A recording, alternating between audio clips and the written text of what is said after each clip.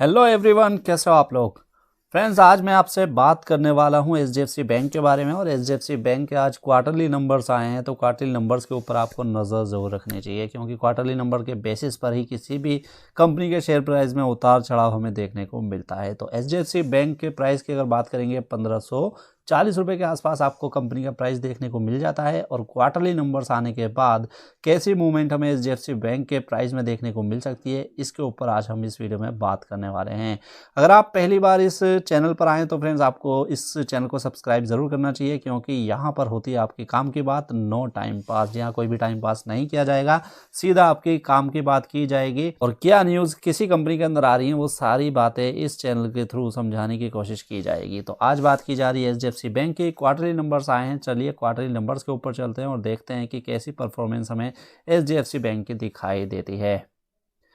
Quarterly numbers की बात करेंगे तो यहाँ पर मैं आपको सीधा न्यूज़ के ऊपर लेकर आ गया हूँ। और यहाँ पर आप हेडलाइन में पढ़ सकते हैं कि कंपनी का प्रॉफिट हमें 18% तक जंप करता हुआ दिखाई दे रहा है ईयर ऑन ईयर बेसिस पर। और कंपनी का नेट प्रॉफिट Q3 में अब 10,342 करोड़ रुपए के पार हमें जाता हुआ दिखाई दे रहा है। रेवेन्यूज़ की बात करेंगे तो स्ट्रॉन्ग रेवेन्यूज़ हमें इस कंपनी के दिखाई दे रहे हैं। अब देखिए, नीचे आप जाएंगे डिटेल में, इस कंपनी के बारे में जो न्यूज़ आई है, Q3 नंबर्स आए हैं, उनको आप यहाँ पर पढ़ सकते हैं। कंपनी का नेट प्रॉफिट जैसे मैंने आपको ऑलरेडी बता दिया, 10,342 करोड़ रुपए के आसपास दिखाई दे रहा है। क्योंकि कंपनी के अगर मैं रेवेन्यू की बात करूंगा तो वहाँ पर बहुत ज़बरदस्त ग्रोथ हमें देखने को मिली है। नेट इंटरेस्ट इनकम की बात करें, 18,443 करोड़ रुपए की नेट इंटरेस्ट इनकम इस कंपनी की दिखाई देगी, जो कि 13% हमें बढ़ती हुई यहाँ पर दिखाई दे रही है। अब नेट इंटरेस्ट इनकम क्या होती है, थोड़ा सा मैं यहाँ पर एक्सप्लेन कर देता हूँ। देखिए, किसी भी बैंक का काम होता है पीछे से पैसा उठाना, और जो पीछे से पैसा उठाया गया है उसको आगे लोन की तरह दे देना। और जब कंपनी पीछे से पैसा उठाती है तो उस पर भी कंपनी को इंटरेस्ट पे करना पड़ता है। और जब कंपनी उस पैसे को आगे फर्दर लोन देती है अपने कस्टमर्स को, तो उस पर वो इंटरेस्ट की इनकम कमाती है। तो इंटरेस्ट की जो इनकम उसने कमाई है कस्टमर्स में से, उसमें से उस इंटरेस्ट को माइनस कर दिया जाता है जो इंटरेस्ट इसको पे करना है जहां से इसने पैसा उठाया है। तो इस तरीके से हमारे पास बचती है नेट इंटरेस्ट इनकम। तो नेट इंटरेस्ट इनकम आप देखेंगे यहाँ पर 13% तक ग्रो करती हुई दिखाई दे रही है, और 18,443 करोड़ रुपए पे अब ये पहुंच चुकी है। बात करें एक साल पहले, तो एक साल पहले ये 16,317 करोड़ पर हमें दिखाई देती थी। तो इस तरीके से आप देख रहे हैं नेट प्रॉफिट, रेवेन्यूज़ और नेट इंटरेस्ट इनकम लगातार बढ़िया कंपनी की बढ़ती हुई यहाँ पर दिखाई दे रही है।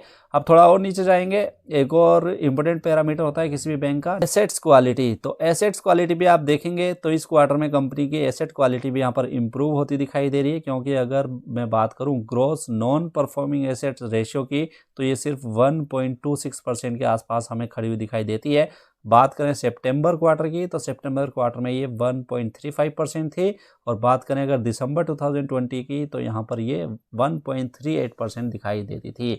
यानी कि क्वार्टर ऑन क्वार्टर बेसिस पर और ईयर ऑन ईयर बेसिस पर दोनों ही पैरामीटर्स पर कंपनी के जो एसेट्स हैं वो यहाँ पर इम्प्रूव होते हुए दिखाई दे रहे हैं। अब बात करें नेट नॉन परफॉर्मिंग एसेट्स की, तो ये भी रेशियो हमें सिर्फ 0.37% पर दिखाई देती है एज ऑन 31 दिसंबर 2021, जिसके नंबर्स अभी हमारे सामने आए हैं।